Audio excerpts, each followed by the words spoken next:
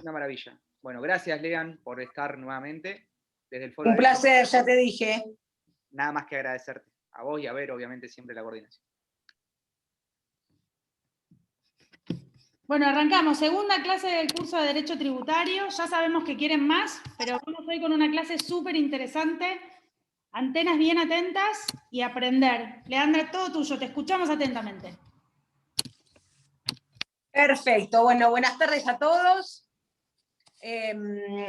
Hoy tenemos un par de temas, así que vamos a ir tratando de dividir la clase un poquito entre la clausura y el decomiso, y después un poquito de demanda contenciosa, apenitas un poquito, ¿sí? Porque es algo muy rico. Yo quiero por ahí enfocarla más al tema de la multa, que es lo que se va a relacionar con las posibles sanciones que vamos a ver hoy acá, ¿sí? Como para que tengan alguna idea, es un tema mucho más profundo, en realidad. Siempre me interesa mucho darles clausura y decomiso, sobre todo clausura, porque tiene mucho que ver con la estacionalidad en nuestra ciudad, con los operativos de verano, ¿sí? Y es algo que se ve bastante, sobre todo la clausura. El decomiso quizás es más de todo el año, pero la clausura tiene mucho que ver con el verano nuestro, siempre, y es interesante que, a ver, hay un montón de cuestiones relacionadas. Yo lo que quiero es darles, como hicimos la clase pasada, herramientas de las cuestiones que por ahí no van a encontrar plasmadas en los libros, que tienen que ver con la experiencia y la recorrida, como para que cuando venga un cliente con un acta, ustedes tengan la manera de plantear una estrategia y poder trabajar un tema como esto, ¿sí? Sabiendo las cuestiones por ahí que, como digo yo siempre, son las alertas o los semáforos rojos que tienen que tener en cuenta.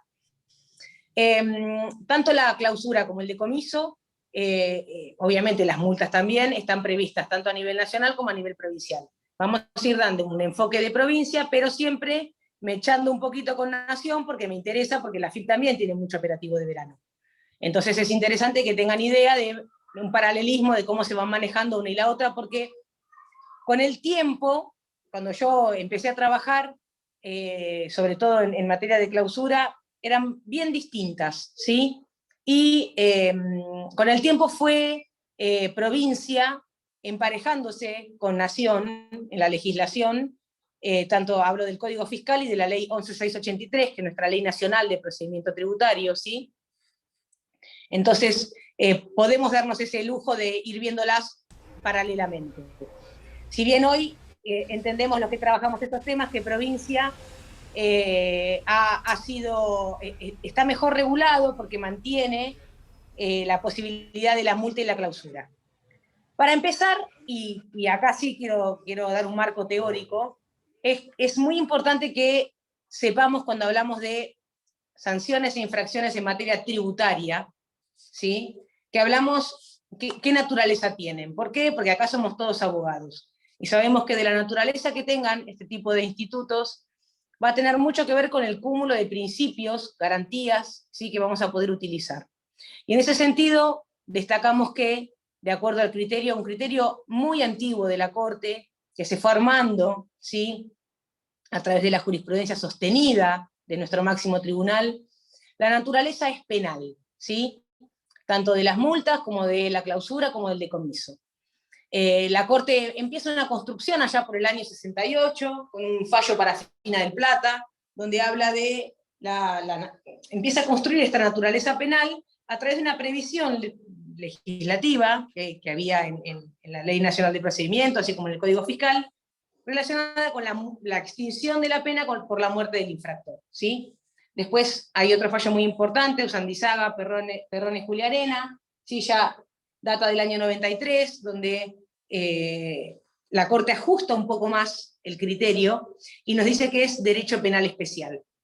Hay otro fallo que es Wortmann, donde habla de la misma naturaleza para las infracciones formales, y en materia de clausura específicamente tenemos un fallo, ¿sí? Que es muy importante, que es Lapidus, donde la Corte específicamente dice que la clausura tiene naturaleza represiva, ¿sí? Entonces, ¿eso qué nos va a dar a nosotros como abogados? Herramientas para trabajar estas cuestiones, trayendo para trabajar todos los principios, ¿sí? Y garantías que vienen dados desde el derecho penal, lo cual es importantísimo para saber dónde estamos parados a la hora de tener que encarar una defensa de este tipo. Eso se da tanto en la ley nacional, como les contaba, como en el Código Fiscal, ¿sí? En el Código Fiscal lo vamos a encontrar en el artículo 66. ¿Estamos? Entonces, desde ahí es de donde vamos a poder plantear la naturaleza penal, y a partir de ahí aprovechar un montón de principios que tenemos, que nos vienen de la mano. Sabemos que, bueno, no son materia de esta clase, pero es importante que lo sepan como construcción, ¿sí? A la hora de pensar cómo voy a defender desde la prueba, el nebis in idem, el indubio pro reo, ¿sí? La ley penal más benigna, por ejemplo, en materia de... Ahora les voy a hacer algunos comentarios, ¿sí? Respecto de estas cuestiones. A ver, vamos a ubicarnos. En ese sentido, nosotros trabajamos, cuando hablamos de clausura sobre todo, y lo van a ver cuando punteen los incisos del artículo 72 a nivel provincial, o del artículo 40 de la ley nacional, con lo que se llama la ley penal en blanco. ¿Por qué? Porque el código o la ley van a establecer, ¿sí?, el tipo penal, pero es un tipo penal en blanco, porque se va a cerrar con la normativa específica. Los organismos tienen facultades reglamentarias para un montón de cuestiones, donde van a dictar, en lo que es el derecho tributario formal o administrativo, ¿sí?, los reglamentos, por ejemplo, para que entendamos a qué me refiero, en materia de registración y facturación de operaciones comerciales. Entonces, cuando nosotros analicemos la norma, vamos a ver que constantemente ese tipo que está a través de, que está expresado en alguno de los incisos del artículo 72 del Código Fiscal, se va a completar con normas, ¿sí?, reglamentarias que vienen emanadas o de ARBA, o en algunos casos a nivel provincial, ¿sí?, ARBA remite a nivel nacional, ¿sí?, a la normativa de base. Esto ha sido convalidado por la Corte, y lo que nos obliga a nosotros, cuando trabajamos, es a conocer estas normas, ¿sí?, para saber si nuestro cliente ha cometido alguna infracción o no, que encuadre en la norma reglamentaria y que a su vez también encuadre en el tipo que está previsto. Y estoy diciendo mucho con esto, porque nosotros trabajamos, ¿sí?, los incisos del Código Fiscal como tipos penales, ¿sí?, con el principio de legalidad, como corresponde, propio del derecho penal. Es interesante que podamos atender también a la clasificación de las infracciones, cosa que necesito explicarles también, como me pasó en la clase pasada, yo tengo que traerles algunos temas previos. Nosotros tenemos infracciones formales e infracciones materiales. Las infracciones formales conectan con el derecho tributario formal o administrativo, ¿sí?, que es aquel que tiene que ver con las facultades de verificación y fiscalización que tiene el fisco a su cargo, la gestión administrativa del tributo. ¿Por qué? Porque el tributo se crea legislativamente, pero se gestiona administrativamente. Entonces, todo aquello que se relaciona con la gestión administrativa, ¿sí?, de los tributos que sea el fisco nacional o provincial tengan a su cargo, va a conectar con este derecho tributario formal o administrativo. Ahí vamos a encontrar las multas formales, vamos a encontrar la clausura como infracción formal agravada, y el decomiso. Por otra parte tenemos el mundo de las infracciones materiales, ¿sí?, también a nivel nacional y a nivel provincial, ¿sí? Acá sí hablamos ya de multas que tienen que ver con la omisión, que tiene un tipo subjetivo culposo, o con la defraudación, que tiene un tipo subjetivo doloso. En este caso, lo que va a estar en juego es la renta fiscal, ¿sí? Esto se relaciona con el derecho tributario material, ¿sí?, o sustantivo, como nos gusta decirlo a nosotros, que es aquel que regula todo el régimen de la obligación tributaria. La única obligación de dar, ¿sí?, que tiene nuestro derecho. Nosotros tenemos obligaciones de hacer, no hacer, ¿sí?, de tolerar y de dar. Las de hacer, no hacer y tolerar tienen que ver con el formal, mientras que la de dar es la que tiene que ver con el derecho sustantivo o material. Entonces ahí encontramos, como les contaba, las multas materiales. Claramente conectan formales con formal, materiales con sustantivo o material. Eso es para que tengan una ubicación en tiempo y espacio de qué tipo de infracciones podemos tener, ¿sí?, en nuestro universo sancionatorio a nivel administrativo. Que siempre, obviamente, va a tener una revisión judicial suficiente, como lo exige la Corte desde Fernández Arias Compoggio en adelante. La constitucionalidad del ejercicio de jurisdicción por parte de la administración está supeditada siempre al control judicial suficiente, ¿sí? Fernández Arias también tiene un coletazo en algo que es muy importante para nosotros, que arranca con DUMIT, con el Instituto Nacional de Vitivinicultura, que tiene que ver con los efectos de los recursos. En muchos casos, hoy bastante saneado ya, por las reformas legislativas que han tenido las normas, se prevé el efecto devolutivo. Entonces, cuando se accede a la justicia, en realidad se accede con efecto devolutivo, lo que permite a la administración hacer efectivas las sanciones previo a que un juez se pronuncie. Bueno, por ejemplo, en el caso del Lapidus, que yo les nombraba para la clausura, a nivel nacional estaba prevista la apelación de la clausura, la apelación judicial de la clausura con efecto devolutivo, y lo que hace la Corte es declarar la inconstitucionalidad del efecto devolutivo por considerar que tiene naturaleza represiva y que corresponde a la revisión judicial previa.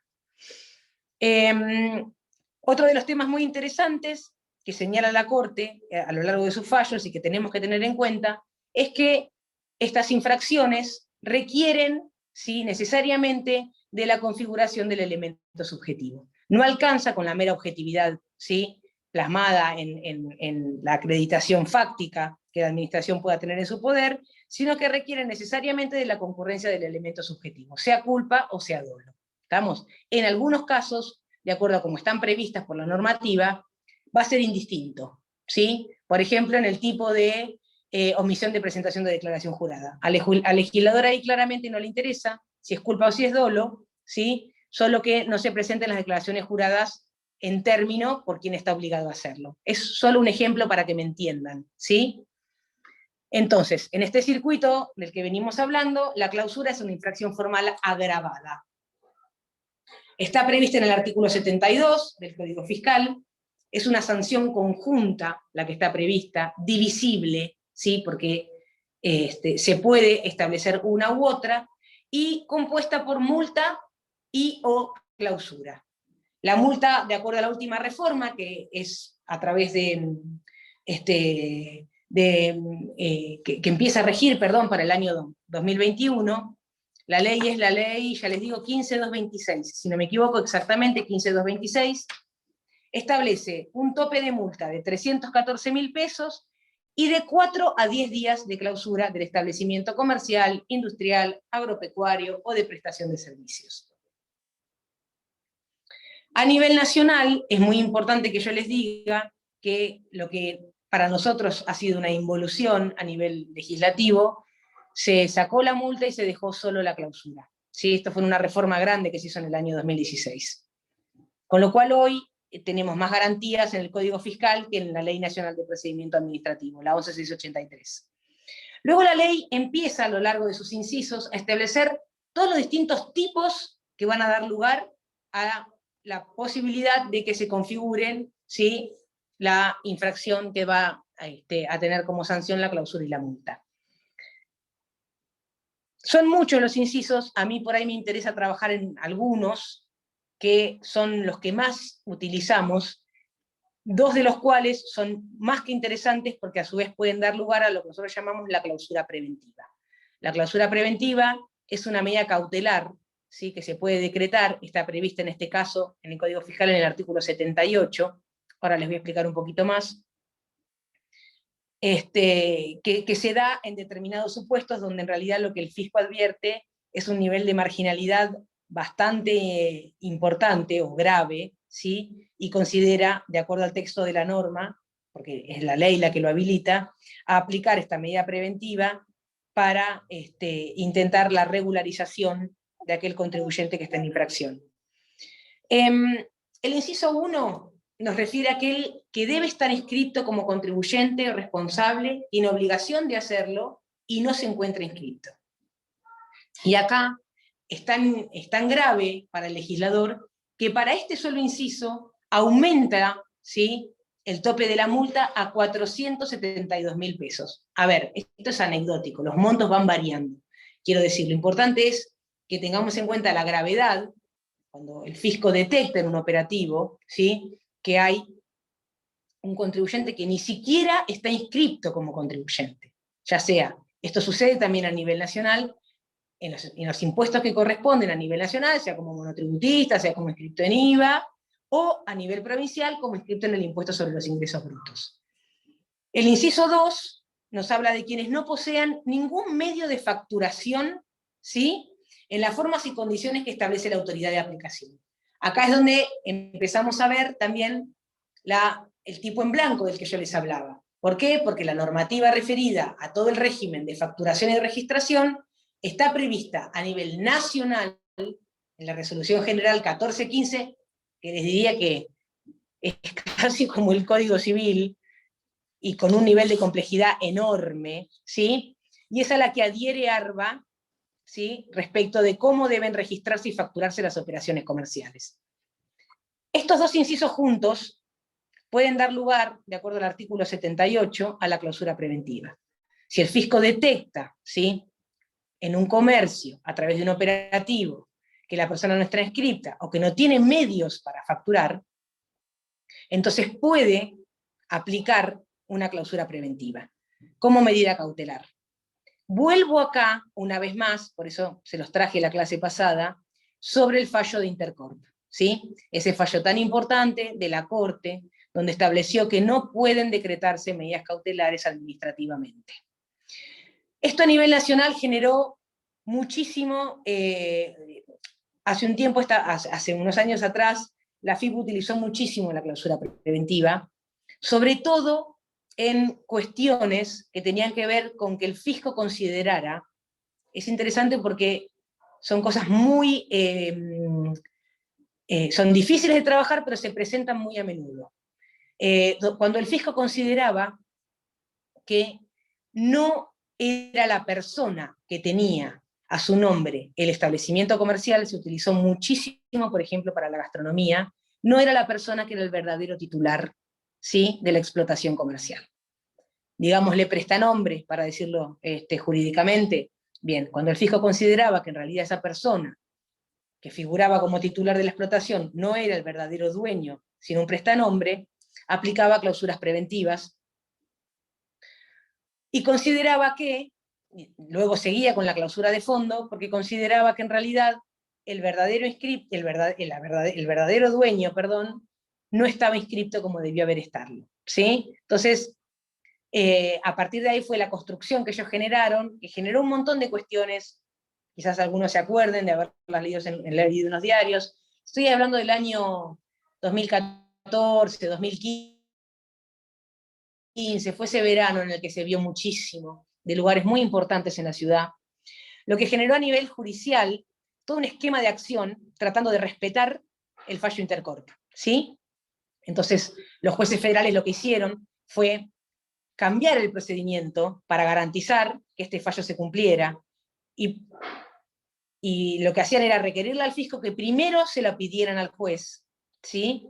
El juez hacía una previa evaluación de lo que el fisco le traía, generaban una audiencia, ¿sí?, con el contribuyente, y recién a partir de esa audiencia y de haber escuchado, ¿sí?, al interesado, entonces disponían si se iba a poner la faja de clausura o no, a nivel preventivo, ¿sí?, hasta que esa persona regularizara su situación.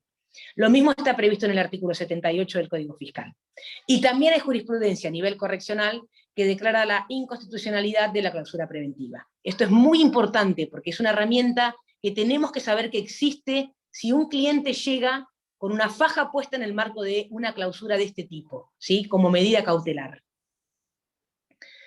Lo que dice la norma es que si se regulariza la situación, se debe levantar la clausura, y también establece la posibilidad de que se apele al juez correccional. ¿Por qué? Porque estas cuestiones referidas a la clausura en particular, ¿sí?, a nivel provincial, son, ¿sí?, revisables por los jueces en lo correccional, a través de un recurso de apelación, siempre que se involucre la clausura. Eso es importantísimo, ¿sí?, que lo tengan en cuenta. Lo mismo sucede con el decomiso. ¿Estamos? Ahora, cuando en las opciones, de acuerdo a la objetividad de los hechos, el fisco opta por una multa, y solo una multa, entonces el procedimiento va a ser totalmente distinto. Es complejo, lo sé, pero es importante que ustedes empiecen a pensar en esto, porque para nosotros siempre la cuestión referida a cuál es la vía es todo un tema, y por otra parte, cuál es el efecto es todo un tema. porque trabajamos con derecho administrativo y porque muchas veces trabajamos con efectos devolutivos, y si no son efectos devolutivos, trabajamos con un principio, que lo vamos a ver en la demanda contenciosa, que es el principio de solve et repete, ¿sí? El pago previo como requisito de admisibilidad. Entonces, nuestro acceso a la justicia muchas veces es complejo. Eso quiero que graben en sus cabezas, ¿sí? Y que tenemos que saber muy bien dónde estamos parados para asesorar a nuestro cliente y decirle, los pasos a seguir son este y este, los escollos son el efecto devolutivo, el pago previo, pedirle constitucionalidad, poder comprobar que no podemos hacer el pago porque implica una denegación de justicia, ¿sí? Quizás a ustedes les suene raro lo que yo les estoy planteando. Para nosotros es moneda corriente, ¿sí? De todos los días. Ver, ¿sí? Cómo llegamos a la justicia y cómo vamos a acceder, en qué condiciones vamos a acceder a la revisión judicial. Entonces, estos dos incisos específicamente son muy importantes. ¿Por qué? Porque muchas veces nos pasa que viene un cliente, o tenemos un cliente que quiere abrir un negocio, llega el verano, está apurado, ¿sí? Lo abro mañana, no importa, voy viendo cómo me organizo, y resulta que abre su negocio y no terminó su inscripción, o no tiene los medios para facturar como corresponde, ¿sí? Entonces, eso implica que nosotros los asesoremos, ¿sí? Profesionalmente, y les digamos, bueno, miren, corren un serio riesgo, ¿sí? Porque si en un operativo esto se detecta, podemos ir directo a una clausura preventiva. A veces pasa que se complica, ¿sí? Se complican los trámites de inscripción porque demoran, se complica la obtención de una quit, o tenemos que terminar de inscribir la sociedad y no llegamos, y viene la previa de la Navidad y queremos abrir, o viene Reyes y queremos abrir, se complica la obtención de un controlador fiscal, o de un postnet, ojo con eso ahora, ¿sí? Porque a nivel nacional, la falta, ¿sí?, de aceptación de medios electrónicos de pago que tengan que ver con el débito, sea lo que fuere, hoy se puede hacer hasta con un teléfono celular, antes todos estábamos acostumbrados a hablar del postnet, ¿sí?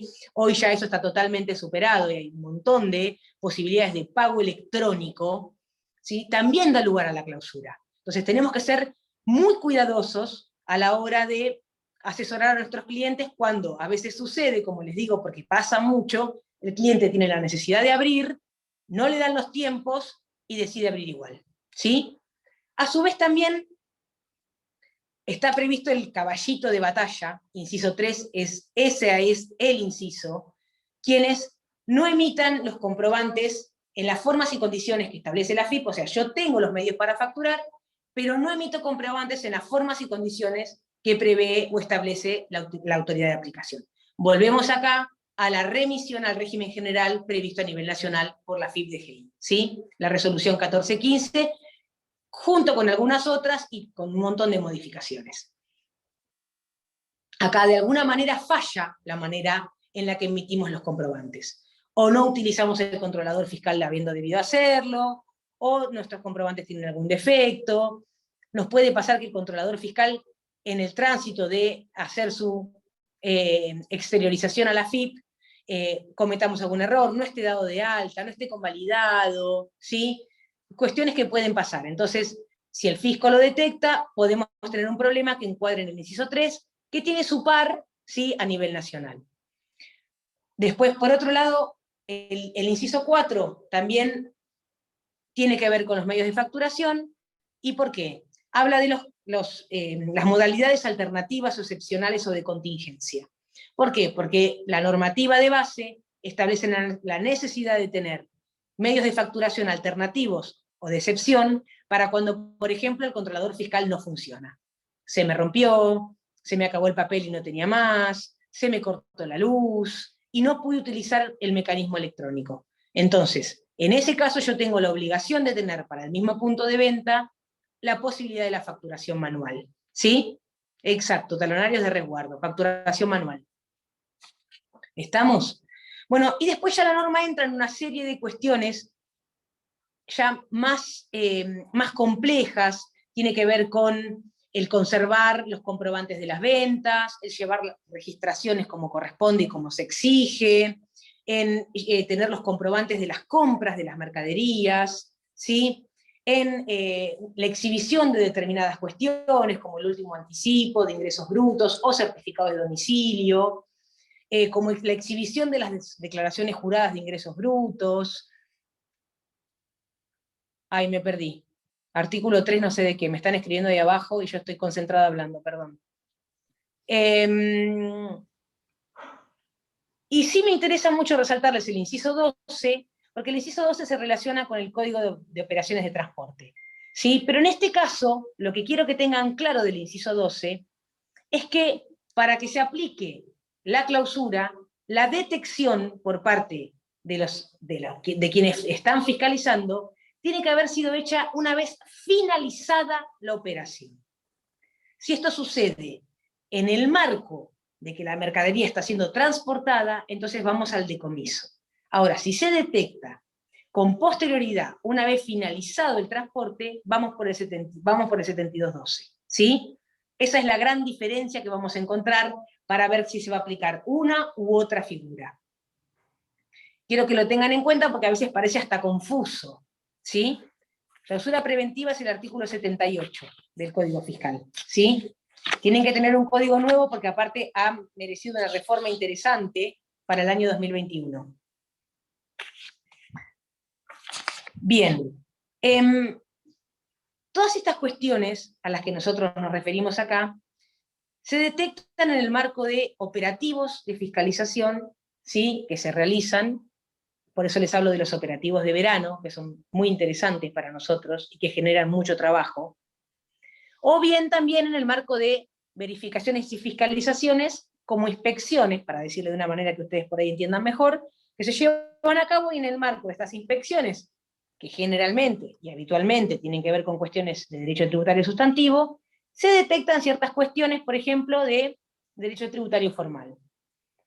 Ejemplos, por ejemplo, me pasó, bueno, el ARBA fiscaliza un comercio gastronómico y en el marco de la fiscalización que viene tramitando, detecta, por ejemplo, que el restaurante no tiene facturas de compra de las frutas y las verduras, y cuando analiza la facturación, ve que vende ensaladas, ensalada de fruta, entonces no tiene los comprobantes, ¿sí?, que acreditan las compras que tiene que hacer para el giro de su actividad. A nivel nacional me pasó también con una panadería, me acuerdo. Le labran un acta, ¿por qué? Porque detectan que no tenía las facturas de compra de la harina que necesitaba para la fabricación del pan que estaba vendiendo. Entonces, estas cuestiones pueden darse en el marco de otras que tienen que ver con la cuestión sustantiva, y pueden aparecer. Así también, entonces, como les contaba, pueden darse en el marco de operativos dirigidos directamente, ¿sí?, a la cuestión referida a la facturación, la inscripción de los contribuyentes, cuando lo salen los inspectores, a ver si el contribuyente factura todas sus operaciones, si está en regla, si tiene los comprobantes como inscripto, en ingresos brutos, si tiene su domicilio certificado, si tiene declaraciones juradas presentadas, más allá después de lo que la jurisprudencia pueda, sobre todo en materia de declaraciones juradas, haber establecido respecto de la improcedencia de la sanción, pues en realidad es una sanción formal por cuestiones materiales. Hay mucha jurisprudencia respecto de la cuestión casuística a nivel de clausura. ¿Y cómo se lleva a cabo? Bueno, se lleva a cabo a través del labrado de un acta, ¿sí?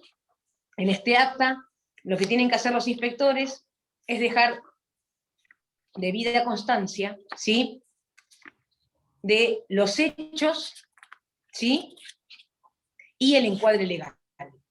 ¿Estamos? Se exige que estén firmadas y confeccionadas por más de un funcionario, es un tema de garantías, ¿sí?, tiene que ser más de un inspector. Por ejemplo, esto generó, a nivel de la clausura, en lo que es la provincia de Buenos Aires, una jurisprudencia muy interesante. Hubo toda una época en la que fue, digamos, muy utilizado, donde los inspectores salían a la calle, y seguramente algún caso habrán oído nombrar, paraban a la gente por la calle, le preguntaban, bueno, a ver, llevas una bolsa, esa bolsa, ¿dónde lo compraste? ¿Te dieron o no te dieron el ticket? Entonces la persona ahí realizaba sus manifestaciones, bueno, mira, sí, compré una remera, no me dieron el ticket. Y ese acta la hacía un solo inspector, ¿sí? Luego entonces eran 2 los inspectores que entraban al comercio, y en el comercio labraban el acta, ¿sí?, propiamente dicha de clausura.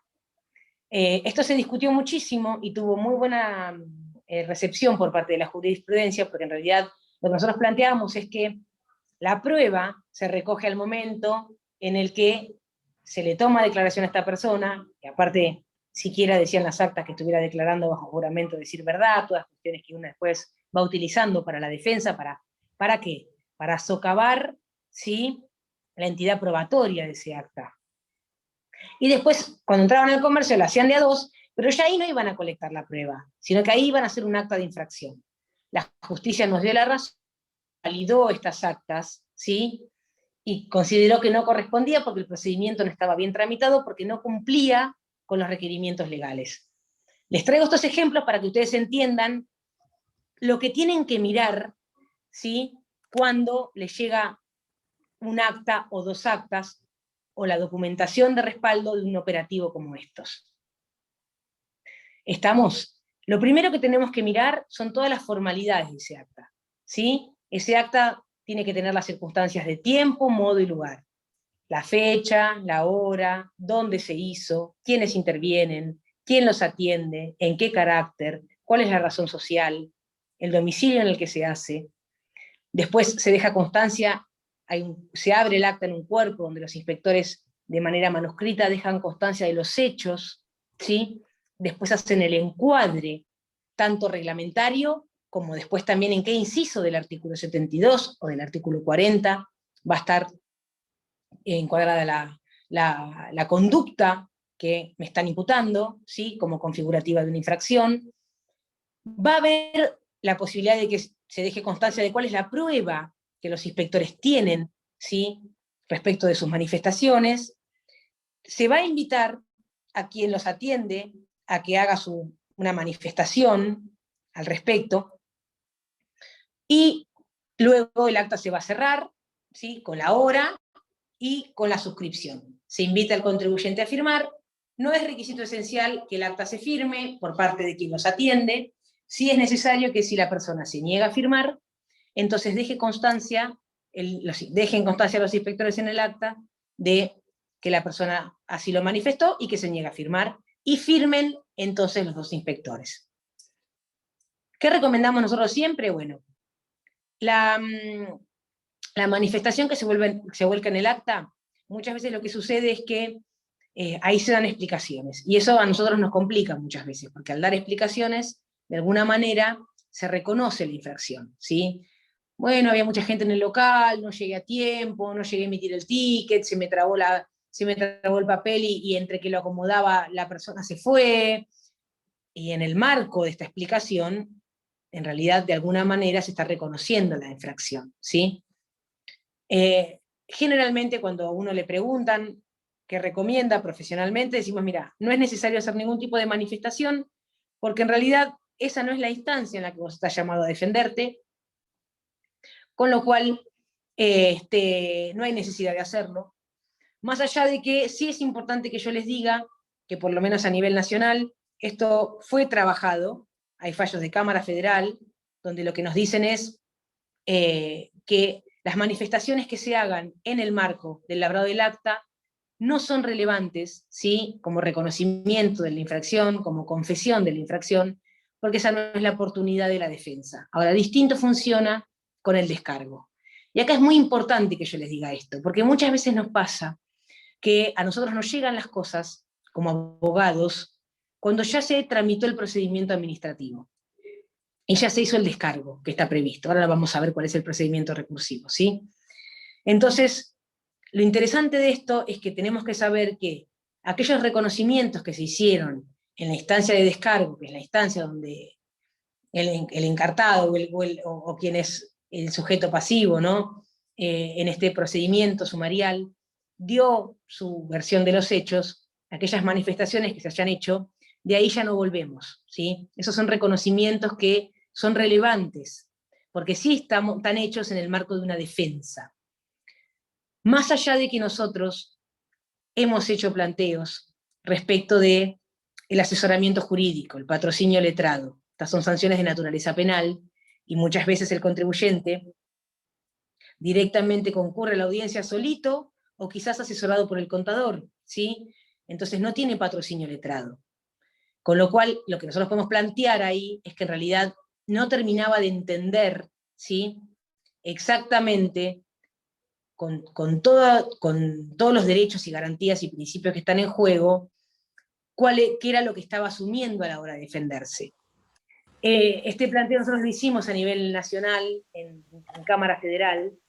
Lo que pasa es que lo que sucede, y sucede también a nivel provincial, es que muchas veces cada determinada cantidad de años aparecen grandes leyes, como la que terminó a fin del año pasado, a nivel nacional, con un montón de condonación y condonación de infracciones formales también. Entonces a veces hay muchos planteos que nosotros tenemos en trámite que finalmente terminan con una condonación, lo cual está buenísimo, pero que no nos dejan terminar de ver cuál hubiera sido, en definitiva, el criterio de la justicia. Pasa mucho, ¿no? Como decimos nosotros, son como nuestros blanqueos, ¿vieron? Aparecen estas leyes de moratoria, con un montón de condonaciones, que la hubo a nivel provincial.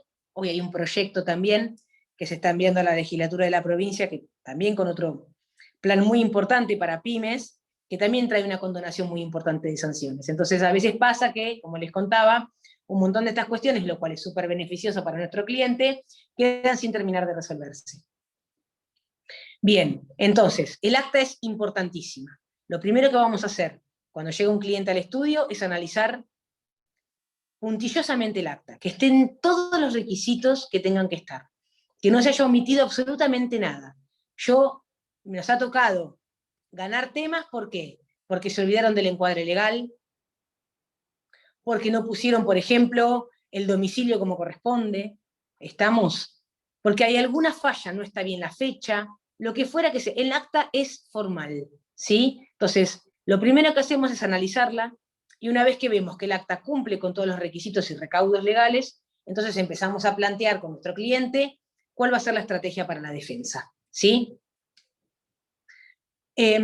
¿Cómo me voy a defender a nivel de este tipo de infracciones? Bueno, tanto a nivel nacional como a nivel provincial está prevista la posibilidad de realizar un descargo. A nivel nacional es a través de una audiencia que es convocada, se da una fecha y una hora en la cual el contribuyente, munido de las pruebas de las que intente valerse, debe concurrir en sede del organismo y realizar su defensa. Puede hacerlo ahí mismo, oralmente, o puede hacerlo a través de un escrito que se recepciona, se hace parte de la audiencia y del cual se deja constancia en el acta. Puede ser con o sin patrocinio letrado, porque estamos en instancia administrativa, y esto es muy importante que lo sepamos, ¿sí? No se necesita todavía el acompañamiento de un abogado. Puede ser que el cliente elija tener un abogado, puede que lo haga directamente, como yo les decía, por él mismo o asesorado por un contador. Nosotros siempre recomendamos la mirada del abogado, porque tiene que ver con la mirada estratégica después de cómo vamos a llegar a la justicia con estos temas, ¿sí? ¿Qué vamos a decir? ¿Cómo vamos a probarlo? ¿Qué vamos a reconocer? ¿Qué no vamos a reconocer? A ver, nosotros obviamente como abogados tenemos otra mirada. Yo siempre hago un chiste y quiero que sea bienvenido, por favor, pero yo siempre digo, y lo digo en la Facultad de Ciencias Económicas, cuando doy clase también, por eso les digo que es solo un chiste, pero que los contadores tienen una tendencia más a dar explicaciones y nosotros los abogados a defender, que es una mirada totalmente distinta, ¿sí? Bien, a nivel provincial, lo que establece el Código Fiscal es un plazo para realizar un descargo, un plazo de 5 días, ¿sí?, que tenemos para presentarnos ante el organismo y hacer valer nuestros derechos a través de un descargo escrito. Sí es importante que sepamos en ambos casos que es trascendente que nosotros acompañemos toda la prueba de la que intentamos valernos. Se ha discutido, chicos, ríos de tinta, como digo yo, han corrido respecto de cuál es la naturaleza del acta, ¿sí? este acta de comprobación. Hace mucho tiempo se hablaba de que la Corte había previsto la naturaleza de instrumento público respecto del acta. Es una posición superada hoy en día. De hecho, hay un fallo muy interesante de la Cámara Contenciosa de La Plata, ya que data del año 2008, donde dice claramente, bueno, que sí, estos no son documentos privados, ¿sí? Pero tampoco son instrumentos públicos, sino que admiten prueba en contrario. Y la propia norma lo establece así, porque la propia norma nos permite probar en contra de estas actas. Ahora, acá sí hay una diferencia, por ejemplo. En algunos casos, como en el artículo 78 para la clausura preventiva, la ley, el Código Fiscal, yo digo la ley, que lo es, establece específicamente que hace plena fe, ¿sí?, de aquellas circunstancias que se vuelcan en el acta. No lo dice así para la infracción genérica del artículo 72. Más allá de los reparos que nosotros podamos tener respecto de la posibilidad de que el acta labrada por estos funcionarios haga plena fe. Porque si fuera de esa manera, en realidad, lo único que tendríamos para rebatir las constancias del acta sería la reducción de falsedad, ¿sí? Pues estamos frente a un instrumento público. Yo creo claramente que es como dice la Cámara de La Plata, en este fallo Isadora del año 2008, que son documentos públicos que hacen prueba, entre tanto uno no aporte prueba en contrario de aquello que está manifestada en ese acta, ¿sí? Y la posibilidad de aportar prueba en contrario la da la propia norma. ¿Estamos? Una vez que se realiza el descargo, bueno, obviamente las actuaciones quedan para que se resuelva. Resuelto el mismo, se va a notificar como corresponde. Tengamos en cuenta que tanto a nivel nacional como a nivel provincial rige, ¿sí?, en lo que es la esfera administrativa el domicilio fiscal electrónico. Entonces tenemos que ser muy claros, porque nosotros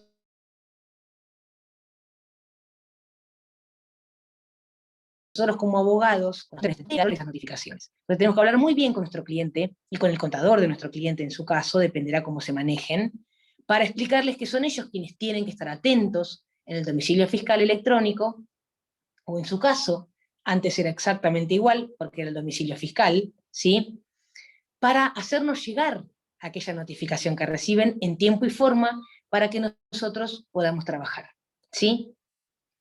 Esto es importantísimo, porque estas son las pavadas que después nos pueden generar un montón de problemas, ¿sí? Porque el cliente no lo sabía, porque no lo corroboraron, porque nos llamaron. Me pasó la semana pasada, ¿sí? Me llama un contador y me dice, mira, encontré esto en el domicilio fiscal, era un tema previsional, un procedimiento previsional. Digo, decime cuándo te notificaron, por favor, hace unos días que lo tengo. Me dice, por favor, decime cuándo te notificaron, y cuando miramos el domicilio electrónico estaba notificado y ya ha vencido el plazo. Entonces, esto es muy importante para nosotros como cuando los asesoramos, que seamos claros de la responsabilidad que ellos tienen para con nosotros respecto de la notificación. Y no es un tema menor, todos los que ejercemos el derecho sabemos que las notificaciones son una cuestión trascendente, enterarnos es trascendente, ¿sí? Bien, entonces ellos van a recibir la notificación electrónica, y es a partir de ahí que tanto a nivel nacional como a nivel provincial se va a disparar la posibilidad del recurso, con una diferencia. A nivel provincial, una vez que está resuelto el descargo, directamente tenemos la posibilidad del acceso al juez correccional a través de un recurso de apelación. Un recurso de apelación que, de acuerdo a lo que está previsto en el Código Fiscal, va a tener efectos suspensivos.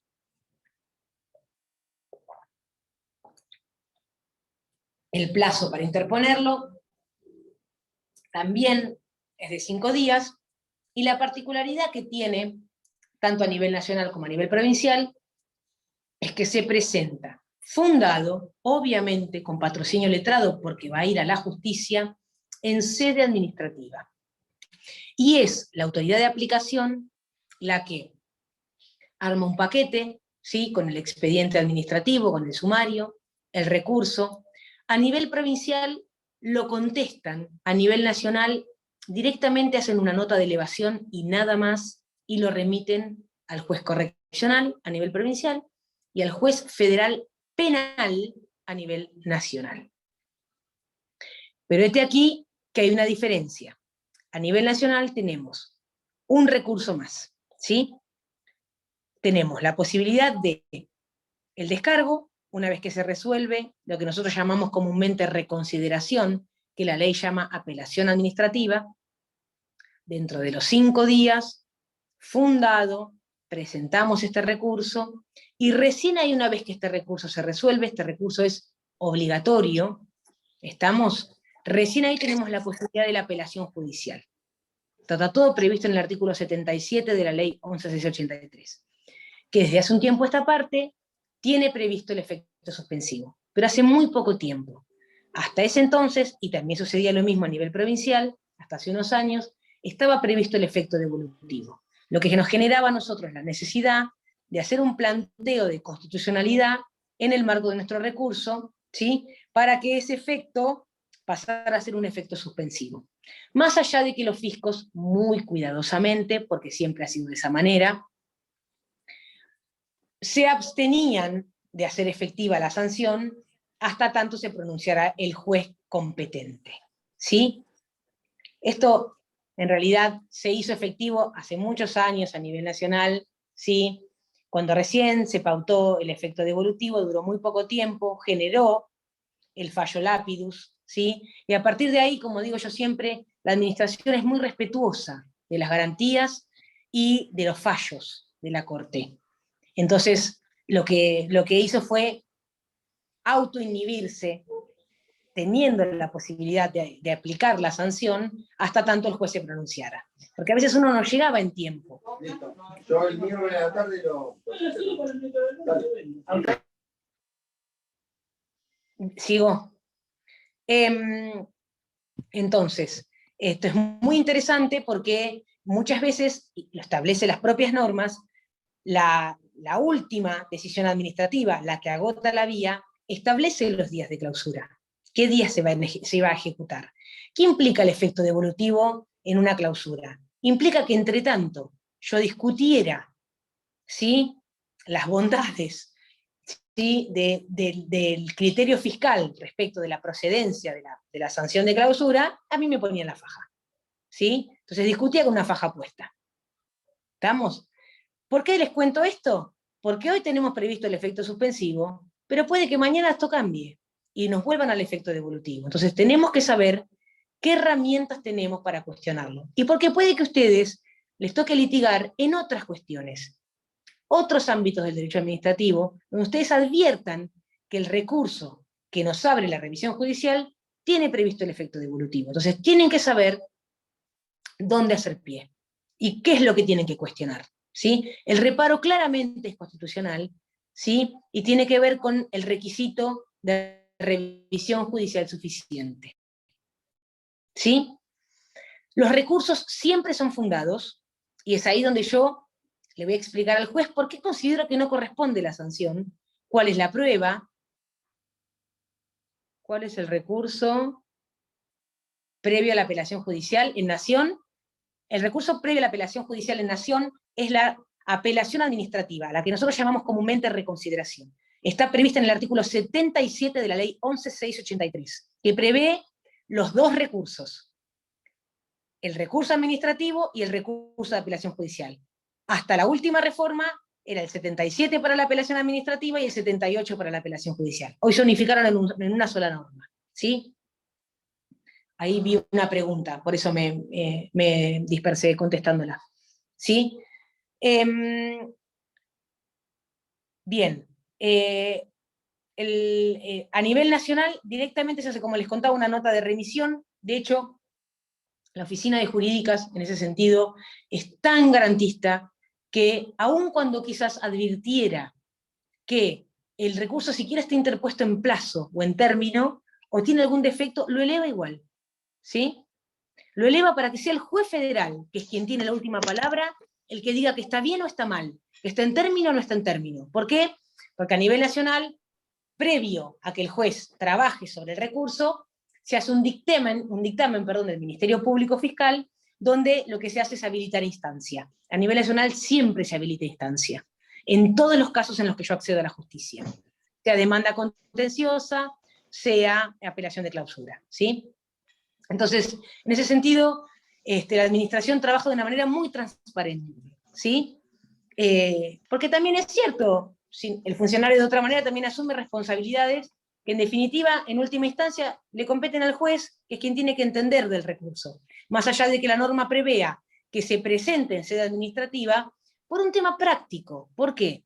Porque es la manera, por una parte, de que la administración rápidamente sepa que eso no quedó firme, ¿sí? Que está siendo cuestionado.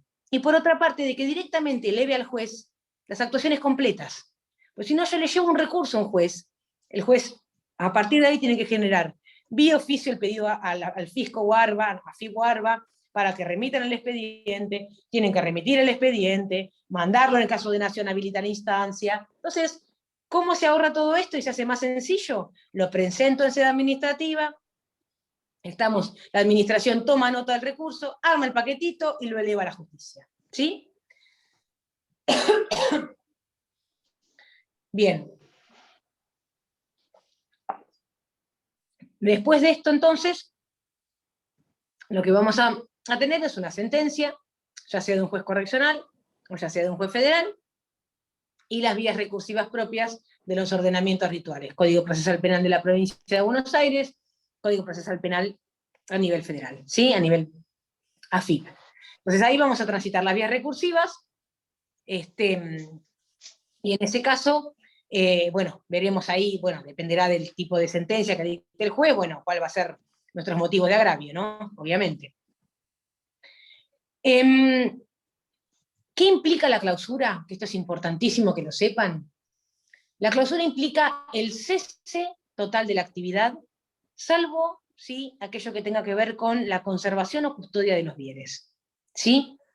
Ahora, nosotros siempre decimos algo, y yo se los tramito a ustedes porque en su momento fue todo un motivo de estudio, tanto mío como de mis socias juntas, como trabajamos siempre, respecto de la publicidad o no de la faja de clausura, porque si a mí me queda firme, ¿sí?, una sanción, lo que tengo que tener presente es que van a determinar las fechas, y a partir de que se determinen las fechas, ¿sí?, a través de un acto administrativo, van a venir los inspectores que corresponden y van a poner una faja en el comercio, ¿sí? El quebrantamiento de la clausura, acá nosotros siempre planteamos una alerta muy importante. Ojo con el quebrantamiento de la clausura, porque la sanción es de arresto, ¿sí? Entonces, acá ya estamos en algo bastante delicado. Me ha pasado, por ejemplo, me acuerdo una vez que me llamó un cliente preocupado, que había llegado al negocio y tenía la faja rota, ¿sí? No se sabe ni quién, ni cómo, ni cuándo, pero había sucedido. Bien, ¿qué le dijimos enseguida? Bueno, tenés que ir, hacer la denuncia en la policía como corresponde, de que esa faja fue quebrantada, de que vos llegaste a tu comercio y la faja estaba rota, y con la denuncia en la policía concurrir al fisco y hacerle saber al fisco que hubo un inconveniente con esa faja para que el fisco tome los recaudos que estime corresponder. Entonces, mucho cuidado acá cuando nosotros asesoramos al respecto. Pero sí, y esto se los cuento, lo que no tiene previsto la clausura como sanción es la publicidad. La publicidad no forma parte de la sanción, ¿sí? Con lo cual, no. El tribunal fiscal puede ser nacional o provincial, ¿sí? Pero en principio el Tribunal Fiscal de la Nación no entiende en temas de clausura, ¿sí? Es la justicia federal y con competencia en materia penal. No tiene efecto suspensivo. ¿Cómo se puede hacer para que no tenga la faja? Una medida, no. Sí, se podría pedir una medida cautelar, pero en realidad, como yo les venía contando recién, es mucho más sencillo, siguiendo un recorrido que ya armó la Corte, porque ya tenemos fallos de Corte, pedir la inconstitucionalidad del efecto devolutivo, ¿sí? Creo que voy contestando preguntitas en el medio que van cuadrando con lo que estamos charlando. Si me falta... Sí. A nivel clausura, cuando hay clausura, entiende la justicia federal o el juez correccional, ¿sí? Es judicial. Estamos, igualmente, los tribunales fiscales quedan convalidados porque tienen instancia de revisión judicial. El Tribunal Fiscal de la Nación, primero son instancias optativas, ¿sí? Y segundo, el Tribunal Fiscal de la Nación tiene la revisión judicial por parte de lo que es la Cámara Nacional en lo Contencioso Administrativo Federal, una cámara que es hermosa, ¿sí? Con jueces de una calidad institucional muy importante, y el Tribunal Fiscal de la Provincia de Buenos Aires, ¿sí? Tiene su revisión, la instancia de revisión judicial, a través de la demanda contenciosa administrativa, que es parte de los temas que tenemos que ver hoy en el fuero contencioso de Provincia de Buenos Aires, ¿sí?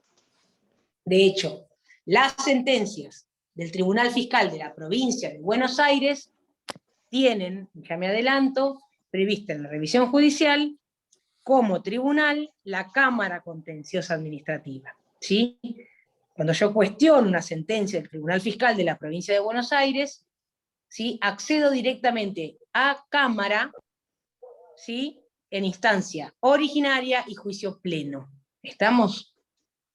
No así cuando vengo de una reconsideración, cosa que ya les voy a explicar más tarde si llegamos. Creo que expliqué ahí unas preguntitas que me estaban haciendo respecto para que no se me confundan. Entonces, clausura, juez correccional a nivel provincial, juez federal penal a nivel nacional, ¿sí? Juez federal de primera instancia.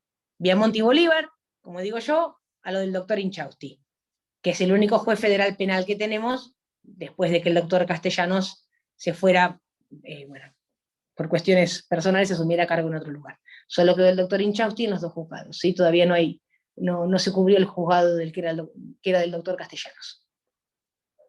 Viamonte y Bolívar. ¿Estamos? Y acá, a nivel provincial, jueces correccionales. ¿Sí? Creo que, ¿se entendió bien eso? La vía recursiva, porque es muy importante que sepan dónde van a ir. ¿Estamos? ¿Por qué? Porque también tenemos que saber con qué ordenamiento procesal vamos a trabajar. Vamos a trabajar con el Código Procesal Penal de la Provincia de Buenos Aires y con el Código Procesal Penal de la Nación. A ver, Andy, vamos de nuevo. Abro el coso, a ver si puedo abrir los comentarios. Ay, soy tan mala para esto, por favor. ¿Querés que te los lea, Leandra? Yo no quería interrumpirte. No me interrumpís para nada, pero ya lo pude ver. A ver, vamos con el Tribunal Fiscal. Bien, no me quedó claro el Tribunal Fiscal y Judicial y cuándo interviene. El Tribunal Fiscal no es judicial, ¿sí? Ni a nivel provincial ni a nivel nacional. Es un tribunal especializado, previsto y creado para la materia tributaria, ¿sí? Pero no es judicial, ¿sí? Forma parte de la administración, por fuera, tiene su propia tasa de justicia, su funcionamiento, su reglamento, sus jueces y un montón de cuestiones. De hecho, por ejemplo, el Tribunal Fiscal no puede declarar inconstitucionalidades, porque no pertenece al Poder Judicial. ¿Sí? Obviamente uno tiene el deber de plantearlas como corresponde para la instancia que va a venir. Pero no es el Tribunal Fiscal quien, bueno, hay una jurisprudencia novedosa, el Tribunal de Nación, que es bastante interesante, con cita de jurisprudencia norteamericana, pero tenemos que ir viendo cómo avanza. Pero no son judiciales. Su constitucionalidad viene dada por la posibilidad de que sus sentencias sean revisadas, ¿sí? Por órganos que corresponden o que pertenecen al Poder Judicial. ¿Quedó claro eso? De hecho, tengan presente, por ejemplo, que a nivel nacional, el Tribunal Fiscal atiende temas aduaneros y temas impositivos. Tanto es así que las salas que corresponden a los temas impositivos, las vocalías, están compuestas por 2 abogados y un contador. Quienes fallan a nivel nacional son 2 abogados y un contador. ¿Estamos? Y que existe la posibilidad de que se acceda con patrocinio de un contador, ni siquiera de un abogado. ¿Estamos? Entonces, son cuestiones muy propias nuestras. ¿Sí? Juan Rodrigo, doctor, ante una clausura para evitar mención del camino de constitucionalidad, ¿cómo es? Lo planteás. Cuando vos planteás tu recurso, que hoy no lo tenés que hacer, pero a mí me interesa que lo sepan porque estas cosas son muy dinámicas, ¿sí? Vos, con tu recurso, lo primero que haces es plantear la inconstitucionalidad del efecto devolutivo, pedir que se trate con carácter urgente, que se declare esa inconstitucionalidad y se le otorgue efecto suspensivo. ¿Dónde vas a hacer pie? Vas a hacer pie en Lapidus, fallo de la Corte, ¿sí? Que así lo hizo y así lo declaró para la clausura específicamente. ¿Estamos? Bien, se entendió, perfecto. Hoy no es necesario, Hasta hace muy poco tiempo sí, aunque parecía letra muerta de la ley, sí, ¿sí? Y siempre había que plantearlo. Porque no solo estaba previsto el efecto devolutivo para la apelación judicial, sino que estaba previsto el efecto devolutivo para la apelación de la sentencia del juez.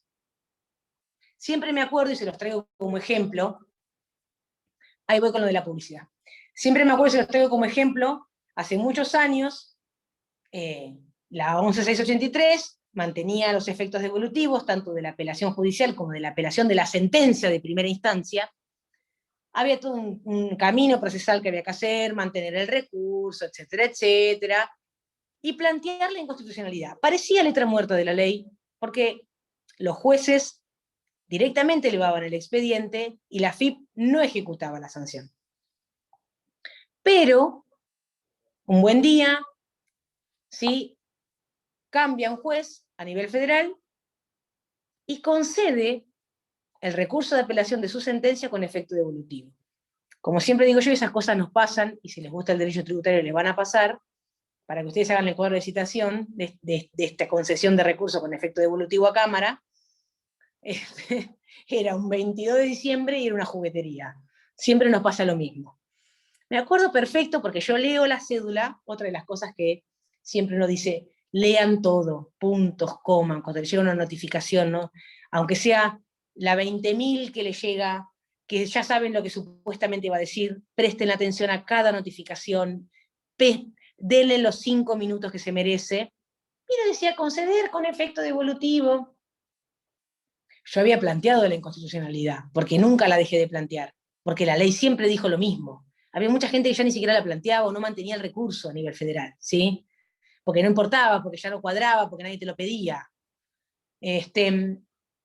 Y me tomé un taxi, no manejaba yo en esa época, me tomé un taxi al federal. Y me acuerdo que me encuentro con quien había sido un compañero mío de clase, que me atiende, y le digo, che, le digo, ¿qué es esto? Se equivocaron. Entonces me mira, se sonríe, y me dice, no, no se equivocaron, es el criterio del juez nuevo, y los concede con efecto devolutivo. Ah, bien, perfecto. Me tomé otro taxi, me volví al estudio, y no me alcanzaban las patas para hacer una queja a Cámara por la forma de concesión, que no estaba prevista la queja a Cámara por la forma de concesión de recursos, pero no me iba a importar. Otra de las cosas que yo siempre les traigo, o sea, acá hay que ser creativo, y si no hay camino, el camino se hace, de alguna manera, porque muchas veces, cuando hacemos derecho tributario, nos vamos a encontrar con que no hay un camino claramente trazado, ¿sí?, para que ejerzamos nuestra defensa. La Cámara dicta resolución, dice que a pesar de que no está prevista la queja, corresponde, declara la inconstitucionalidad del efecto devolutivo, una vez más, y se lo comunica al juez. Y de hecho este juez concedía los recursos de apelación de sus sentencias en materia de clausura con cita del precedente de Cámara porque no estaba de acuerdo, ¿sí? Entonces, mucho cuidado, a eso voy, a que nunca nos relajemos en ese sentido. Cuando la norma dice algo, hay que estar atento, hay que hacer los planteos que corresponden, aun cuando por ahí pareciera que la norma quedó obsoleta, quedó en desuso, que está el fallo de corte y ya entonces no se usa o no se hace. Siempre hay que hacer todos los planteos para cuidar como corresponde a nuestro cliente, ¿sí? Vuelvo para atrás, a la publicidad, ¿sí? Tengo un comentario, creo, acá. Yo sé que es mucho, les pido disculpas, pero es que es tanta información. Sí, la publicidad no forma parte de la sanción. Ahí nos quedamos todos, porque empezamos a charlar de otras cosas. Y esto es muy importante. ¿Por qué? Porque puede pasar que un cliente, por ejemplo, venga y venga ya con un tema que quedó firme, pasado de plazo, o por la razón que fuere, ¿sí? Porque no llegó a ver la notificación en término. ¿Estamos? Porque en su momento consideró que lo iba a dejar así, después cuando le llegan los días de clausura, la gente se pone muy mal generalmente, porque en realidad te están cerrando el comercio que es tuyo, ¿sí? Entonces es un tema muy delicado para la gente, realmente muy sensible, ¿sí? Entonces, bueno, Te dice, bueno, ¿ahora qué hago? ¿Cómo hago? No quiero que todo el mundo vea que me están poniendo la faja de clausura, porque realmente tiene una cuestión que genera, ¿sí?, algo para el afuera. Entonces, bueno, me acuerdo hace muchísimos años, pero muchísimos años, y esto fue a nivel provincial. Teníamos un tema, un lugar que estaba muy expuesto sobre la costa. Y entonces dijimos, bueno, estudiamos bien, como les contaba yo, el tema, no encontramos en ningún lugar que parte de la sanción fuera la publicidad, y le dijimos a nuestro cliente entonces que pusiera, en ese caso de hecho, fue cartelería, porque era la costa, eran otras épocas, y todo delante de su comercio, una empresa puso cartelería, o una media sombra, estamos trabajando, estamos en obra, etcétera, etcétera, cosas que, bueno, que se han dado. Me acuerdo perfectamente que en ese momento fuimos a consultar a un juez de casación, que era docente de la facultad nuestra de Derecho, para charlar con él del tema. Sabíamos qué día daba clase, lo esperamos, lo fuimos a ver, y charlamos con él. De hecho dice, bueno, qué idea tan original, la verdad es que tienen razón, es cierto, planteado así no está prevista la publicidad como un efecto de la clausura, con lo cual tranquilamente el contribuyente pudiera de alguna manera no hacer visible, sin quebrantar la clausura, ¿sí? Y nos pasó también a nivel nacional, y me acuerdo que nos hicieron un acta pidiéndonos explicaciones, entonces directamente contestamos, diciendo que bueno, que nos dijeran cuál era la norma o el inciso de la norma donde estaba prevista la publicidad, y jamás nos contestaron, ¿sí? Claramente porque no está prevista como posibilidad, o sea, no está prevista como parte de lo que es la sanción de clausura. Tip que les tiro, después de la experiencia y de transpirar la camiseta, a ver cómo salían estas cosas, para que lo sepan, pues si alguna vez les llega algún tema delicado en ese sentido. Toda la parte de lo que es la ejecución de la sanción de clausura es compleja, porque a veces nosotros podemos tener ciertos reparos o cuestionamientos. Esto es muy interesante, es muy casuístico, en realidad, porque la autoridad de aplicación lo fija arbitrariamente. Entonces, a veces el cliente no se da cuenta de eso, y te dice, bueno, total, ahora viene el invierno, no, a mí no me molesta que me pongan la faja, ya está, no gasto plata en abogado, no me defiendo, ya está, listo, lo dejo así. A la gente le pasa también eso. Pero ¿qué sucede? Que tanto Orba como AFIP no van a venir a mediados de mayo, un miércoles que no circula nadie por la ciudad. Van a venir cuando saben que eso genera, ¿sí?, algo más importante. Entonces, es un fin de semana largo importante, es el Día del Padre, el Día de la Madre, Reyes, Navidad, pleno verano, cotiza, y acá ya me permito divertirme con ustedes, cotiza muy alto el fin de semana del medio de enero, por ejemplo, ¿sí? Sobre todo cuando los comercios son vidriera, y ahí la gente entra en desesperación, ¿sí? Porque en realidad pensaba que esa sanción se iba a ejecutar en un momento y es en otro totalmente distinto. Acá hemos intentado a veces las vías de amparo, es complejo, es difícil, no hay una vía prevista, a eso me refiero, ¿sí? Lo que sí tenemos que tener en cuenta es que siempre nosotros como operadores jurídicos lo que tenemos que tener en consideración es la razonabilidad en el modo en el que se está ejecutando la clausura. Así como también siempre les decimos, sean cuidadosos, porque a veces lo que se recomienda es, bueno, cambien el contribuyente, entonces cuando llega el fisco ya no es el mismo contribuyente que el que estaba, y no va a poder ejecutar la sanción. Esto es muy complejo también, porque tenemos toda una norma específica de transferencia de fondo de comercio, hay que tener mucho cuidado, el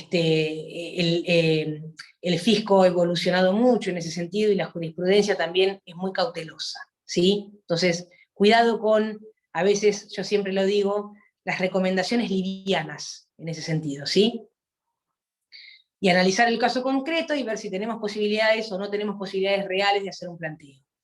Tanto en AFIP, tanto a nivel nacional, perdón, como a nivel provincial, existe una vía recursiva residual, ¿sí?, de un recurso que está previsto para aquellos casos en los que no hay una vía recursiva específica, ¿estamos?, que podríamos utilizar para cuestionar, ¿sí?, la efectivización de la sanción, y si la cuestión fuera muy delicada, podríamos pensar en la vía de un amparo. Se los dejo para que lo tengan ahí en el cajón, por si alguna vez lo llegan a necesitar.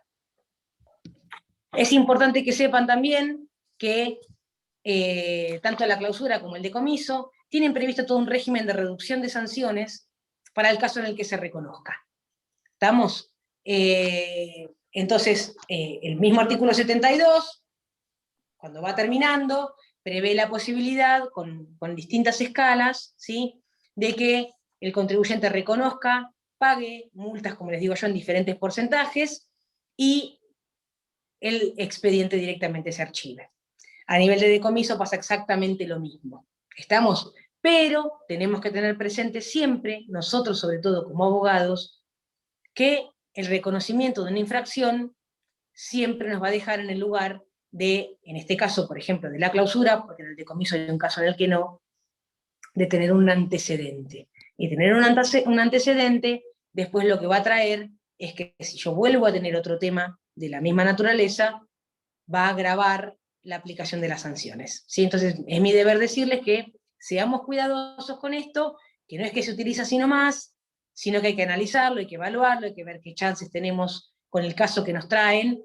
Por ahí sí, cuando miramos el caso decimos, mira, la verdad es que nos conviene el reconocimiento y el pago de la multa porque no tenemos chance de ganarlo en la justicia, pero nos arriesgamos, sí, a tener este antecedente previo.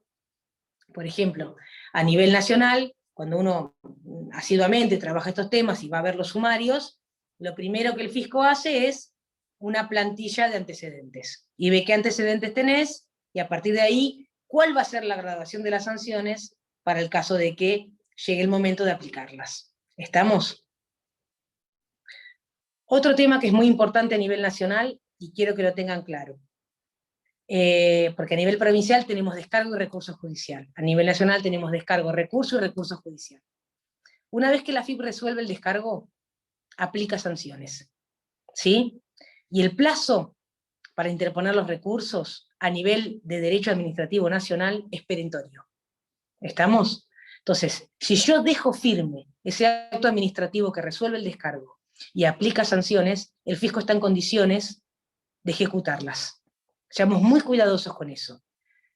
Algo que les mencioné en la clase anterior, cuidado con los cargos vencidos, porque a nivel nacional sigue siendo de 2 horas. La FIP lo tiene, pero es de las 2 primeras horas. ARBA lo tiene, y es de las 4 primeras horas, como es a nivel de la justicia provincial. ¿Estamos? ¿Qué sucede si yo no llego a interponer un recurso en término? Tengo la posibilidad de lo que se llama la denuncia de ilegitimidad, ¿sí? La denuncia de ilegitimidad va a tramitar como aquel recurso que debiera haber sido, pero fue interpuesto fuera de término. ¿Tiene la administración el deber de tomarlo? No. Como dice la ley, la administración podrá tomarlo, ¿sí? Obviamente que lo toma y lo resuelve. Pero ¿qué particularidad tiene la denuncia de ilegitimidad? Pues si no, no tendría sentido. No habilita instancia judicial, ¿sí? Yo quedo encerrado en sede administrativa. Me interesa decírselo porque a veces puede pasar que un cliente venga con una resolución sancionatoria vencida, pero tengamos algo realmente contundente para aportarle a la administración. Entonces, no es que lo vamos a mirar y vamos a decir, ¿sabes qué? Yo lo lamento tanto, ¿sí? Pero está el plazo vencido y yo no puedo hacer nada. Veamos, no. Tenemos esta posibilidad. Tenemos la posibilidad de la denuncia de ilegitimidad, pero tenemos que saber que nos vamos a quedar encerrados en la administración, que con eso no vamos a poder ir a la justicia, ¿sí? Recapitulemos. Volvamos al mismo 72. Pero en el caso en el que, de acuerdo a las circunstancias objetivas del caso, como bien lo dice la propia norma, ARBA decidiera aplicar solo una multa. Esta multa que yo les contaba, que es hasta 314.000 pesos en todos los incisos, con la posibilidad de un ajuste en el inciso primero a 472.000. Bien, en ese caso las cosas cambian bastante, ¿sí? ¿Por qué? Porque la vía recursiva de la multa ya no es la misma. La vía recursiva de la multa es la que está prevista en el artículo 115 del Código Fiscal, ¿sí? Yo tengo la posibilidad, y acá lo que tenemos que saber es que los tribunales fiscales, tanto nacional como provincial, tienen un monto mínimo. El de Nación quedó totalmente desactualizado, todo entra, todo tenemos la posibilidad de que entre al tribunal fiscal. El de provincia en un momento fue muy, muy alto, porque los 50.000 eran altísimos, ¿sí? Cuando se previó en el Código Fiscal, hoy quedó también, les diría, cuasi, con la posibilidad de que todo pueda ser susceptible de apelación al Tribunal Fiscal. Cuando es solo una multa, tenemos la posibilidad entonces de optar. Una opción que es excluyente, ¿sí? Opción que obviamente se va a dar siempre y cuando se supere el monto mínimo, ¿no? A nivel provincial, como ya les contaba, es 50.000 pesos. Entonces ahí yo puedo elegir entre una reconsideración en sede administrativa o la apelación al Tribunal Fiscal de la Provincia de Buenos Aires. ¿Estamos? En ambos casos, de las dos maneras, yo conecto con la demanda contenciosa administrativa, ¿sí? La reconsideración tiene la demanda como paso siguiente, entro por primera instancia, el Tribunal Fiscal de la Provincia de Buenos Aires, una vez que resuelve, tiene la posibilidad de que su sentencia sea revisada por demanda contenciosa, pretensión anulatoria, claramente, ¿sí? Y entro por Cámara Contenciosa Administrativa de acuerdo a cómo está pautada la competencia, ¿sí? Eso es importante que lo sepamos porque es totalmente distinto, entonces, cuando trabajamos solo sobre multa. Clausura o multiclausura van al correccional, multa va a la vía recursiva genérica, ¿sí? Reconsideración ante la misma autoridad de aplicación o apelación al Tribunal Fiscal de la Provincia de Buenos Aires. ¿Qué tenemos que saber en materia de Tribunal Fiscal de la Provincia de Buenos Aires? Que nos vamos a ir a litigar a La Plata. Y que tenemos que estar preparados como estudio jurídico para litigar en La Plata, ¿sí? Obviamente, zanjadas un montón de cuestiones hoy por la... Voy, Andy. Exactamente, aunque parezca extraño. Y algo poco coherente, si me apretás un poquito, te diría algo que digo siempre en mis clases, ¿sí? ¿Por qué? Porque, y acá me voy a permitir la digresión, porque claramente merecería una reforma legislativa. Porque tanto las multas como la clausura como el decomiso, todos tienen naturaleza penal, ¿sí? Pero, ponele, exactamente, Leo, así es, política legislativa. Pero es interesante porque en realidad genera una incoherencia importante en el régimen. Porque las multas, como yo les cuento, tienen la misma naturaleza represiva que tiene la clausura y que tiene el decomiso, la naturaleza penal. Pero tanto la clausura como el decomiso, de manera coherente, se trabajan a nivel judicial desde aquellos tribunales que trabajan el derecho penal, mientras que las multas se trabajan desde el contencioso administrativo. Y a veces puede pasar, y acá me refiero más a la justicia federal que otra cosa, que no terminen de aplicarse como corresponde los principios del derecho penal. Y me hago cargo de lo que estoy diciendo, no tengo ningún problema, ¿sí? Nos ha pasado, o sea, los jueces contenciosos no terminan de darle la dimensión penal que estos tienen, ¿sí? Vuelvo a repetir, de la justicia penal, fuero contencioso administrativo, está en independencia, ya no es el de Viamonte y Bolívar, son los de Independencia y Bolívar, que es una cosa así, por ahí, no sé la dirección exacta. Está en uno de los juegos está el doctor López, y en otro de los juegos está el doctor Martín, ¿sí? Nos pasa a veces que uno quisiera que la discusión tuviera el contenido penal que se merece, porque tienen la misma naturaleza, pero es el propio legislador el que bifurca el camino, y no entendemos muy bien por qué, ¿sí? Claramente ustedes se dieron cuenta muy rápido de lo que yo les estoy planteando, porque me dicen, ¿pero por qué? Porque sí, porque el legislador lo estableció de esa manera, y sí, es raro, totalmente, ¿sí? No debiera ser de esa manera, porque el juez penal, el juez con competencia en lo penal, está, como digo yo, formateado de otra manera, para evaluar, ¿sí?, los principios del derecho penal de otra manera. En el contencioso nos cuesta un poco más. ¿Estamos? Que a veces se entienda a qué nos estamos refiriendo cuando pedimos el indubio pro reo, cuando pedimos otro tipo de principios muy propios del derecho penal. ¿Estamos? Cuando hablamos de la subjetividad, el dolo, la culpa, algunos tipos de errores, ¿sí?, más propios de esa rama del derecho que de la rama del contencioso, ¿sí? Pero de esa manera está previsto y así lo tenemos que trabajar. A nivel provincial, claro que hay contencioso. Nuestros juzgados federales son juzgados federales que atienden los que tienen competencia civil y contenciosa, ¿sí? Son los que están, como te digo, en independencia, creo que a la altura es al 2000 más o menos. Uno de los jueces es el doctor López, y el otro de los jueces, más nuevo, es el doctor Martín, ¿sí? Estaba el doctor Jiménez, pero el doctor Jiménez se fue a la Cámara, ¿sí? ¿Conocen esos tribunales federales? ¿O no? Ah, bien, perfecto. Esos son los que tienen fuero contencioso, ¿sí? Y que trabajan los temas fiscales. A nivel de ejecuciones fiscales, que sería el apremio, tiene cada uno su secretaría específica, ¿sí? La 5 es laboral.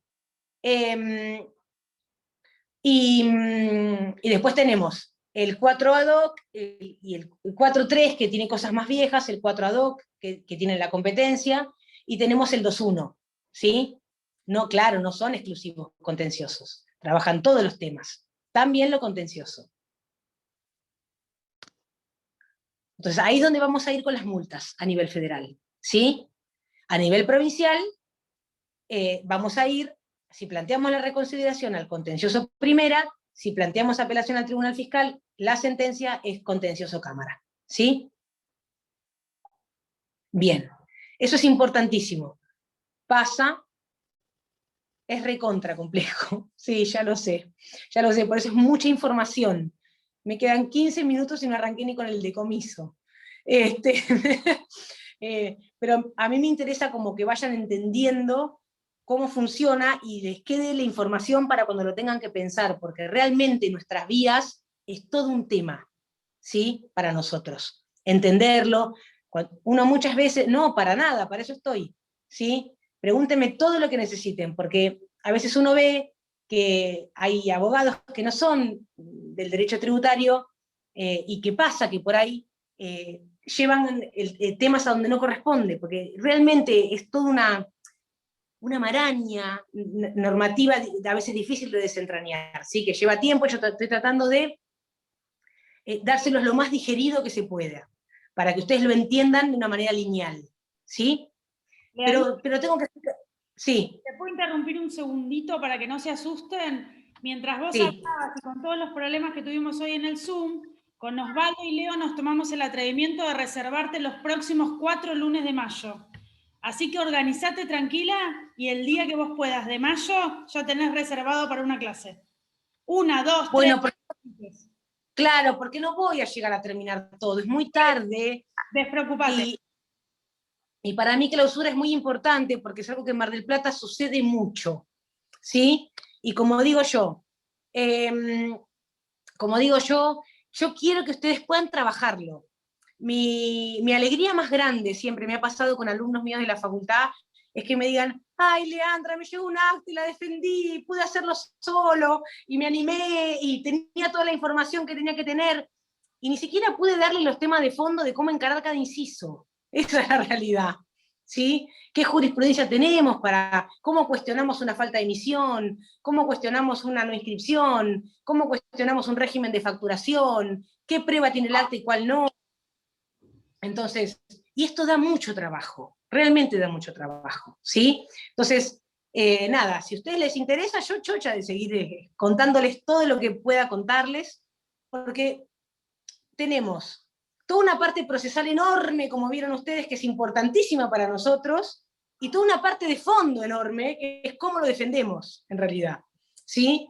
Y esto lleva muchas clases para que lo hagamos bien y para que ustedes sepan, cuando les llegue un acta, digan, ah, esto ya sé, voy por acá, ¿sí?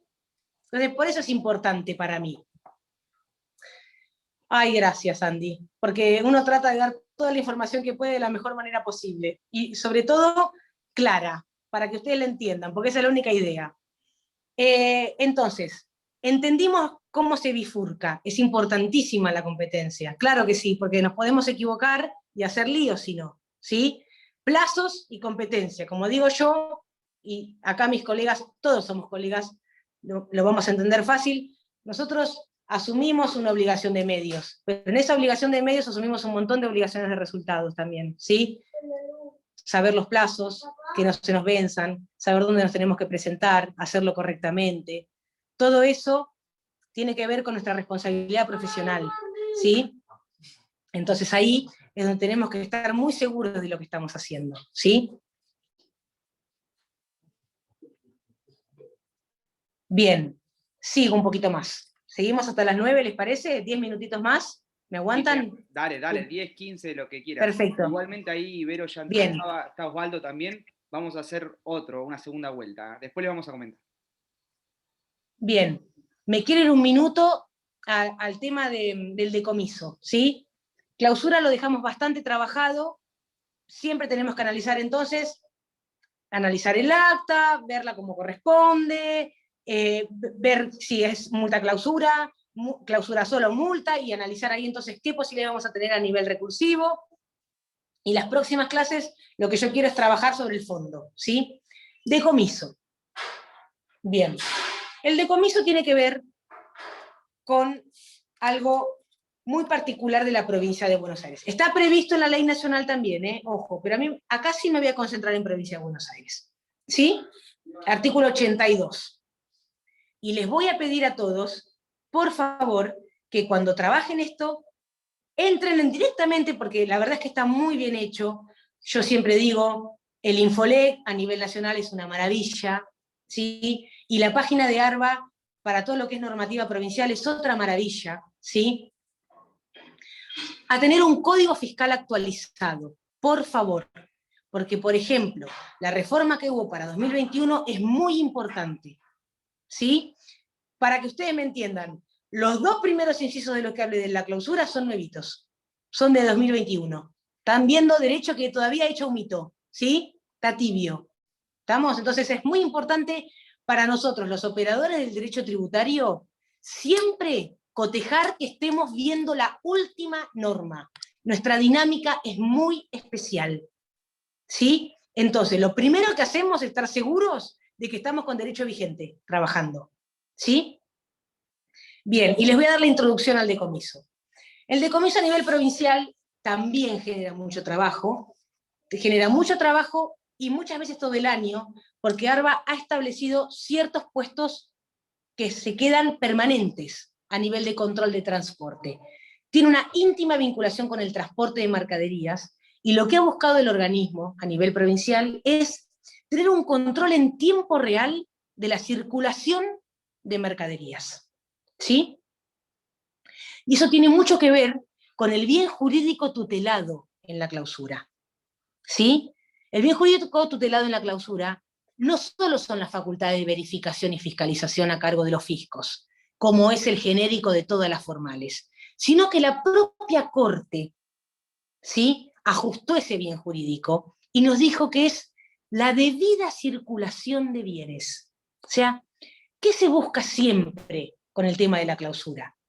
Evitar o limitar la marginalidad en la circulación de bienes. ¿Estamos? Circulación que puede ser la compraventa común, cuando me voy a comprar un caramelo, un yogur, una camisa, un auto, o lo que fuere, o una mesa. O, en este caso, muy vinculado con el transporte de bienes en el territorio de la provincia. En el territorio de la provincia, porque estamos hablando de la jurisdicción de ARBA, que solo se circunscribe a la provincia de Buenos Aires. ¿Sí? Entonces, y con el transporte, porque ARBA quiere poder controlar en tiempo real cómo es esa circulación de bienes en el territorio provincial. Puede ser que este transporte tenga origen fuera de la provincia. En ese caso, ¿sí?, esta normativa de la que conversamos se va a aplicar cuando haya convenios de colaboración. Y acá yo les voy a pedir que ustedes se bajen de la página de ARBA, ¿sí?, del digesto, la parte de digesto jurídico, que está espectacular, como yo les digo siempre, muy actualizado, ¿sí?, la resolución 31 del año 19. Esto no empezó ahora, no es del año 2019, data de largo tiempo atrás, han sido muchas las normas que se han sucedido. Hoy es la resolución normativa 31, ¿sí?, la que establece la obligatoriedad del COT. Les estoy diciendo hace mucho tiempo porque es del año 2006 más o menos. Y me lo acuerdo perfecto porque me acuerdo que el primer acta que me llegó por un tema de código de operación de transporte, era pleno enero, y nacía mi sobrina que cumple 15 este año, así que siempre esas cosas nos pasan a nosotros. Trabajar en verano, ¿sí? Correr, la adrenalina, eso es muy nuestro, ¿sí? Uno se acostumbra a eso, a la trinchera, como decimos nosotros siempre. Entonces, el decomiso tiene una vinculación muy estrecha con este código de operación de transporte que tiene muchos años, que hoy también tiene una versión electrónica, que es el COD remito electrónico, que viene a complementar, obviamente, la documentación de respaldo del transporte, que está prevista en la normativa nacional, en esta resolución 1415, y que frente a ciertos déficits, ausencias e irregularidades, genera la posibilidad de que entonces trabajemos sobre el decomiso de bienes. ¿Estamos? No sé qué les parece. Si les parece, hecha esta introducción, los veo la próxima. Me parece, no sé si no es mucho, si quieren que siga. Ustedes, yo me quedo todo lo que quieran. Díganme ustedes qué les parece a ustedes. Si quieren verlo un poquito y seguimos la próxima. Llegué a dar unas de las 3 cosas que tenía que dar nada más. A ver, Leandra, la idea es que vos tengas 4 clases solo para vos. Los 4 lunes de mayo. Perfecto. ¿Te parece? Entonces, dejamos acá. decomiso va a ser el primer lunes de mayo, demanda contenciosa el segundo, no, quiero más, ¿sí? Vamos por más, vamos por verificación, fiscalización, determinación de oficio, quiero que entiendan todo ahora, ya que tengo tanto tiempo. Excelente. Así que nos quedamos con la clausura, les hice la puerta de entrada al decomiso, les di la tarea para el hogar, ¿sí? Y nos vemos el lunes de mayo, si Dios quiere. Me pueden preguntar todo lo que quieran, acá estoy. Muchísimas gracias. Igual no se olviden que tenemos un lunes más de este curso, que va a ser el lunes próximo, que vamos a ver medidas cautelares, acción declarativa y un montón de otras cosas más con otro docente, pero seguramente Leo me prometió que es igual. No sé si mejor eso va a ser imposible, pero va a estar a la... No, bueno, pero los temas, yo pienso entrar porque los temas son maravillosos. Acción declarativa es una bomba. Así que, nada, yo vendré de alumna acá a escuchar como corresponde. Buenísimo. Leo, aclarame una cosita. Lunes próximo entramos en la otra cuenta, así que vamos a estar transmitiendo por YouTube, ¿o vamos a cambiar a esta? Bueno, en la semana definimos, a ver, me parece que vamos a cambiar a esta, si te parece. Lo que sí deberíamos modificar todos los datos de ID y contraseña, pero a lo largo de la semana en el canal de Telegram estaremos informando. Lean por favor el canal de Telegram, porque de verdad es para informarlos, y ahí nosotros estamos todo el tiempo informándoles cosas. Leandra, nos quedaron pendientes los fallos de la semana pasada, que no se los pasaste a Leo. Sí, pensaba juntar todo el material, pero bueno, ahora ya voy a ir adelantando, porque ya hasta mayo no lo voy a tener esperando tanta intriga, parece una película de suspenso, sino, claro. Buenísimo. No te decimos antes porque hay otras capacitaciones. Leo, perdón. Por mi parte, Leandra y Osvaldo también, bueno, ahí activará el micrófono, no me queda más que agradecer, porque la verdad la didáctica que tiene Leandra la he visto creo que pocas veces en mi vida. Así que... No entendí lo que van a hacer, les iba a preguntar, pero ya está, les pregunto por el grupo. Porque se supone que eso terminaba el 22. Carolina, ¿nos estás hablando a nosotros? Perdón, no, perdón. Activé. Pasa que me quedé con una duda. ¿Esto no terminaba el 22 como mayo? No, bien, a ver. Te cuento, Carolina. Eso. Hay la una próxima clase el próximo lunes de este curso, ¿sí? Sí. A pedido de los participantes vamos a abrir un nuevo curso desde el Foro de Derecho Administrativo. Está bien. De Leo para los primeros días de mayo, y van a ser todos los lunes de mayo. Si tienes Está bien, y volvemos a anotarnos en ese. Tienen que volver a anotarse, exactamente. Perfecto, muchísimas gracias. No había entendido qué es lo que pasaba y cómo mayo si esto terminaba ahora el lunes. no hay problema. Muchas gracias. Paren, y otra cosa que le vamos a agregar es repetición y devolución. Eso es importantísimo también, que no estaba. Repetición es muy importante, porque hay mucho saldo a favor, ¿sí? De ingresos brutos. Y quiero que sepan cómo hacerlo. Genial. Perfecto. No hay cosa más linda que con un cliente acármate de un cheque para devolverte el saldo a favor. Pasa pocas veces, es un lindo reconocimiento ese. Totalmente. De lo tan contento al cliente. Ni hablar. Bueno, Una ganada. Mil disculpas por los inconvenientes del principio, estas cosas con la virtualidad suelen pasar. Gracias, Leandra. Gracias, Leo y Osvaldo. Excelente este curso, de lo mejor que hemos tenido. Va a ser difícil redoblar la apuesta. La esperamos entonces a Leandra el primer lunes de mayo y a ustedes el lunes próximo, y por supuesto estás invitada. No. Me van a tener acá y me van a hacer lugar en el Zoom para escuchar a Osvaldo, porque no me lo voy a perder. Olvídense. Muchas gracias, Leandra. Perdón por llegar tarde, tuve algunas complicaciones. Fabuloso de nuevo, ¿eh? Así que gracias a vos y gracias a todos nuevamente. Llegaste divino, bueno, gente. No pudimos empezar antes. Llegaste bárbaro. Justito, ¿no? Sí, casi que la pegué, pero bueno, llegué tarde igual. Gracias. No importa. Bueno, buenas noches. Gracias a todos. Nos vemos en otro. Beso grande.